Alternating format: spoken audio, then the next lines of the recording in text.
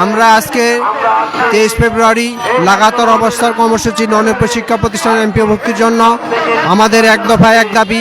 আমরা দীর্ঘ 20 থেকে 24 বছর পর্যন্ত বিনা বেতনে কোনো বেতন পাই না। সরকারের কাছে আমরা বেতনের জন্য দাবি করতেছি এবং আমাদের শেষ চাওয়া, আমাদের শেষ আন্দোলন, আমরা বেতন ছাড়া এমপিও ছাড়া ঘরে ফিরে যাব না, এই আমাদের প্রত্যাশা। আমরা যতদিন এখানে ঢাকা রাজপথে অবস্থান করব, আমাদের সরকার বা বাহাদুর যদি বেতনের ব্যবস্থা না করেন আমরা এখানে আত্মহত্যা করব, জীবন দেব। তবু আমরা আমাদের আদায় অধিকার আদায় করা ছাড়া আমরা বৈষম্যের শিকার, আমরা অধিকার আদায় করে ছাড়বো। এবং সরকারের কাছে আমরা একটা সিদ্ধান্ত চাই যেন অনতিবিলম্বে আমাদের সকল প্রতিষ্ঠান চলমান সকল প্রতিষ্ঠান এমপিভুক্ত করে দিন অতি শীঘ্রই, তাহলে আমরা বাড়ি ফেলে যাব।